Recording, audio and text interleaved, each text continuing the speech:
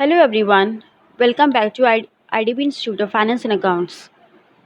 My name is Anamika and today I am going to tell you about a topic who are promoters. Promoters कौन होते हैं?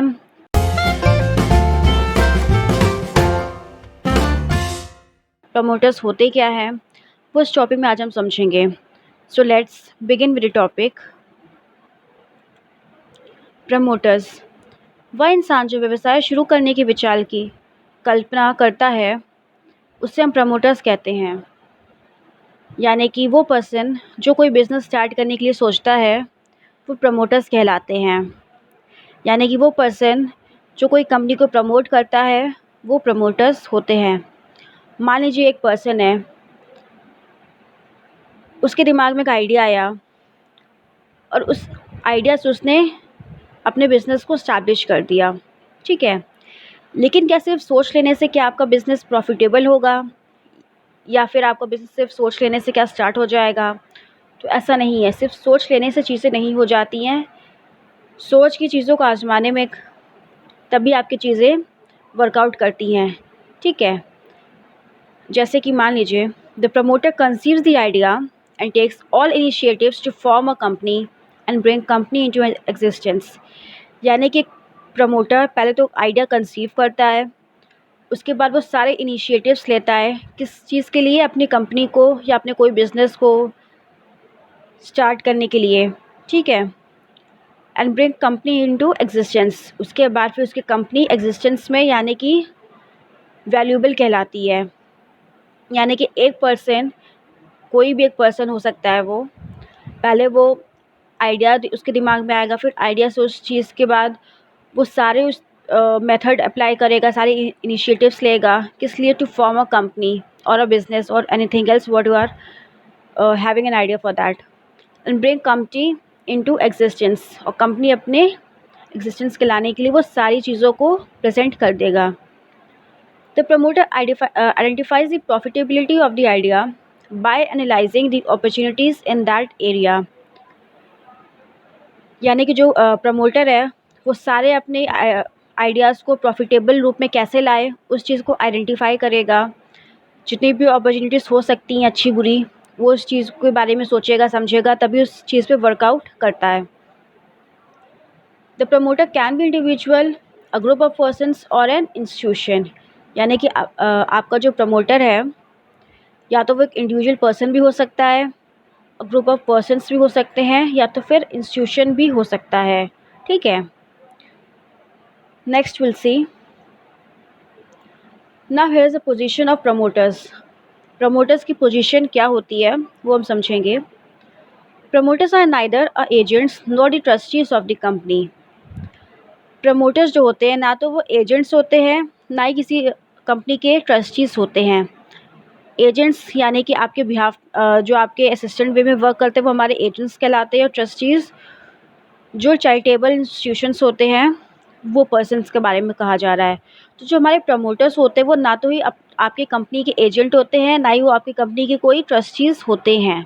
ठीक है, therefore they are personally liable for all the contracts which are entered by them for the company before its incorporation. यानी कि जितने भी personally चीज़ें कॉन्ट्रैक्ट में आ सकती हैं वो सारी चीज़ें कौन लेके आता है? प्रमोटर्स ही लेके आते हैं. ठीक है,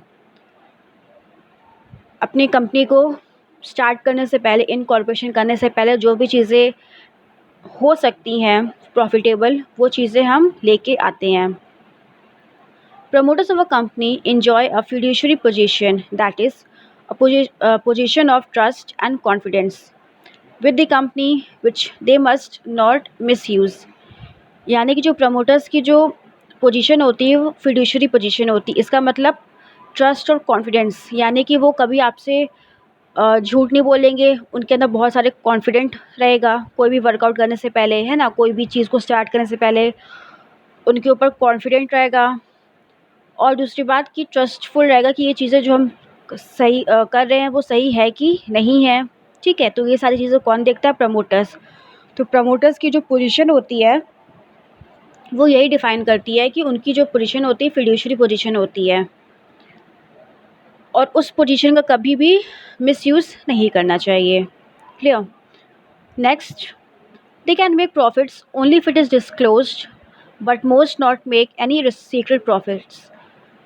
तो जो उनकी प्रॉफिट्स होती है वो कभी वो लोग डिस्क्लोज नहीं करते हैं, ठीक है। Promoters are not legally entitled to claim the expenses incurred in the promotion of the company. However, the company may choose to reimburse them. Promoters जो लीगली एक्सपेंसेस क्लेम करने के लिए लीगली नहीं परमिट किया जाते हैं कब, प्रमोशन के टाइम पे, ठीक है। तो प्रमोटर्स होते क्या है, प्रमोटर्स वो पर्सन्स होते हैं जो मेनली कंपनी को प्रमोट करते हैं, कंपनी को एक नए तरीके से इनिशिएटिव लेते हैं ताकि आपकी जो कंपनी होती है वो प्रॉफिटेबल वे में वर्कआउट करे। पोजीशन क्या होती है वो हमने समझ लिया है। Next will see, here are some of the steps in the promotion stage. First one is discovery of an idea, यानी कि at first the promoters will find out what shall be the purpose of the company of forming the company. यानी कि जब अगर आप कोई भी company को इनकॉर्पोरेट करते हैं, स्टार्ट करते हैं, तो सबसे पहले आपके दिमाग में एक आइडिया आता है कि जो भी हम आइडिया ले रहे हैं वो सही है कि नहीं है, ठीक है। तो प्रमोटर्स का क्या वर्क होता है कि वो जो भी चीज़ें डिसीजन ले रहे हैं, जो भी वो सोच रहे हैं वो सही है कि नहीं है। तो सबसे पहले तो आपके दिमाग में आइडिया आता है, फिर आइडिया के बाद आप ये समझते हैं वो सही है कि नहीं है। Clear. Next is investigation. They have to make inquiries in the market about the potentiality of the proposed business. यानी कि इन्वेस्टिगेट करते जितने भी इंक्वायरीज होती है उस चीज़ के बारे में, ठीक है। Next one is planning. Planning हमारा थर्ड प्रोसीजर है। क्यों? क्योंकि आइडिया सोच लेने के बाद, आपके दिमाग में आइडिया आ जाने के बाद फिर आप चीज़ों को इन्वेस्टिगेट करते हैं, फिर उसके बाद उस चीज़ के लिए हम प्लान करते हैं। कोई भी चीज़ के लिए हम प्लानिंग एक मस्ट इम्पॉर्टेंट पॉइंट होता है। विदाउट प्लानिंग कोई भी चीज़ सक्सेसफुल नहीं होती है, ठीक है। तो प्लानिंग का मतलब यही है कि आप चीज़ों को कैसे वे में लेके जाएंगे, किस तरह से लेके जाएंगे, ठीक है। कितने एम्प्लॉयज़ होंगे, क्या क्या इनिशिएटिव लेना चाहिए, ये सारे आपके प्लानिंग के अंडर में आएंगी सारी चीज़ें। Now the last one is financing. उसके बाद फाइनेंसिंग वर्ड का मतलब यही होता है कि फाइनेंस से रिलेटेड प्लानिंग आपने कर ली, फिर उसके बाद फाइनेंस का वर्कआउट आया कि क्या चीज़ को कहाँ कितने पैसे लगाने हैं, किसको कितने पैसे देने हैं, and all these things and so on. तो ये हमारे प्रमोशन का स्टेज था, discovery of an idea, then we do the investigation, after that planning, and the last one is financing. Now rights of the promoter. Promoters के क्या rights होते हैं, will understand. Right of indemnity.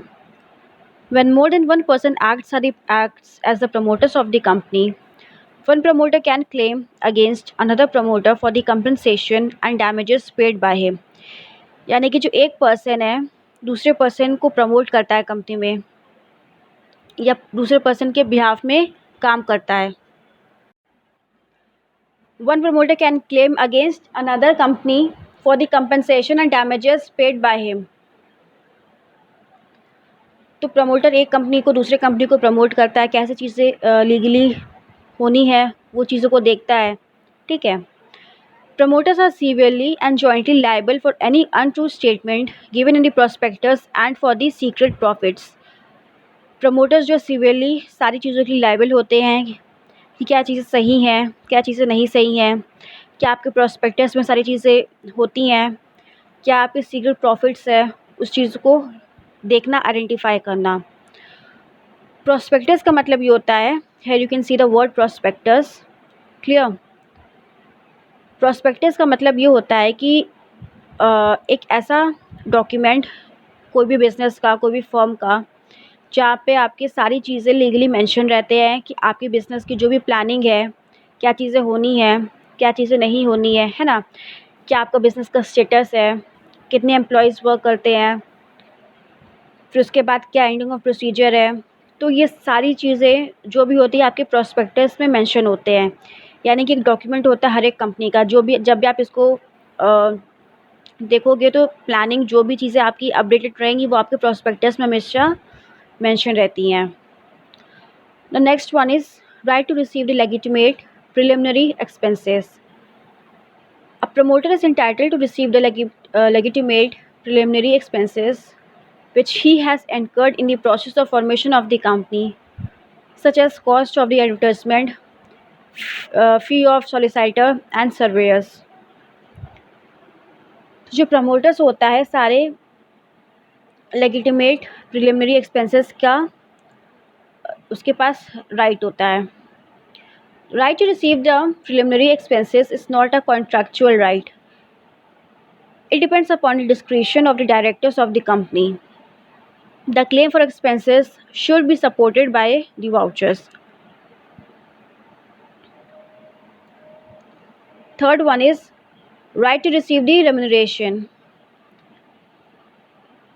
Remuneration का मतलब ये होता है आपकी आपकी जो भी आपकी पेमेंट है वो आपका रेम्यूनरेशन कहलाता है. Promoter has no right against the company for his remuneration unless there is a contract to that effect. मतलब जो आपका प्रमोटर होता है उसके पास कोई राइट नहीं होता है रेम्यूनरेशन के लिए. In some cases, articles of the company provide for the directors paying a specified amount to promoters for their services, but this does not give the promoters any contractual right to sue the company. This is simply an authority vested in the directors of the company. However, the promoters are usually the directors, so that in practice, the promoters will receive their remuneration. तो जो promoters होते हैं mainly वो एक तरीके से आपके directors भी कहलाते हैं. ठीक है, डायरेक्टर्स कौन होते हैं? जो आपको कंपनी के जो मेन हेड होते हैं वो आपके डायरेक्टर्स हो गए. क्लियर? तो प्रमोटर्स और डायरेक्टर्स एक तरीके से एक ही होते हैं. प्रमोटर्स वो जो आपकी कंपनी को प्रमोट करते हैं, अपने कंपनी को आगे लेके जाते हैं, और डायरेक्टर्स भी वो कहीं ना कहीं डायरेक्टर्स के रूप में भी प्रमोटर्स ही होते हैं. So that in practice the promoters will receive there remuneration. उस बिहाफ में जो भी आपका प्रमोटर है तब उसको रेम्यूनरेशन मिलेगी. ठीक है. Next one is duties of promoters. To disclose the secret profit. The promoter should not make any secret profit. Promoters के पास कोई भी ऐसा ड्यूटी नहीं, प्रमोटर्स के पास ये ड्यूटी है कि अपने सीक्रेट प्रॉफिट को शेयर ना करें. If he has made any secret profit, it is his duty to disclose all the money secretly obtained by way of profit. अगर कोई भी वो सीक्रेट प्रॉफिट वो शेयर करता है तो उसकी ड्यूटी क्या रहेगी कि अपनी मनी को वो सीक्रेटली डिस्क्लोज कर दे. He is empowered to deduct reasonable expenses incurred by him. उसके पास एम्पावर है किस चीज़ की? रीजनेबल एक्सपेंसेस को डिडक्ट करने की. Next one is to disclose all the material facts. The promoter should disclose all the material facts. जितने भी material facts को है उसे disclose करता है कौन? Promoters. If a promoter contracts to sell the company a property without making a full disclosure and the property was acquired by him at a time when he stood in a fiduciary position towards the company, the company may either repudiate the sale or affirm the contract and recover the profit made out of it by the promoters. Promoter के पास legally आप उनकी duty होती है कि अपनी company की property को वो डिस्क्लोज ना करें. ठीक है, क्योंकि तब कब जब उनकी जो पोजीशन होती है वो फिड्यूशरी पोजीशन होती है, यानी कि ट्रस्ट और कॉन्फिडेंस वे में रहती है उनकी पोजीशन. इसीलिए वो उनकी ड्यूटी है कि अपने कोई भी मटेरियल फैक्ट्स को डिस्क्लोज ना करे, प्रॉपर्टी कॉन्ट्रैक्ट्स को डिस्क्लोज ना करे. ठीक है, सीक्रेट प्रॉफिट्स को डिस्क्लोज ना करे. तो वो किसकी ड्यूटीज़ है? प्रमोटर्स की ड्यूटी है. The promoters must make good to the company what he was obtained as a trustee. Promoter stands in fiduciary position towards the company. It is the duty of the promoter to make good to the company what he has obtained as trustee and not what he may get at any time. Promoters की जो duty है, मतलब जो उनकी position होती है वो fiduciary होती है कंपनी के लिए.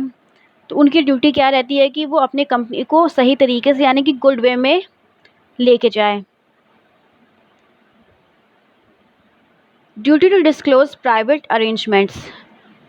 It is the duty of the promoter to disclose all the private arrangement resulting him profit by the promotion of the company. तो जितने भी रिजल्टिंग अरेंजमेंट है उनकी ड्यूटी क्या है कि उसे भी वो डिस्क्लोज करे. Duty of promoters against the future allottees. When it is said that the promoters stand in a fiduciary position towards the company, that it does not mean that they stand in such relation only to the company or to the signatories of memorandums of company, and they will be sent all. They will also stand in this relation to the future allottees of the shares. तो इसमें इस point में हमने क्या समझा कि duty of promoter against the future allottees का मतलब है कि जो भी उनकी ड्यूटीज अलॉट की कर दी जाती है वो उसी चीज़ में स्टैंड रहे, उससे ना तो वो आगे जाए ना तो वो पीछे जाए. ठीक है. तो इस टॉपिक में हमने क्या समझा था कि प्रमोटर्स कौन होते हैं, प्रमोटर्स कैसे वर्कआउट करते हैं, प्रमोशन का क्या स्टेज है, स्टेप्स 2. ठीक है. फिर राइट्स और ड्यूटीज़ क्या हैं. तो इस टॉपिक में इतना ही. Thank you for watching this.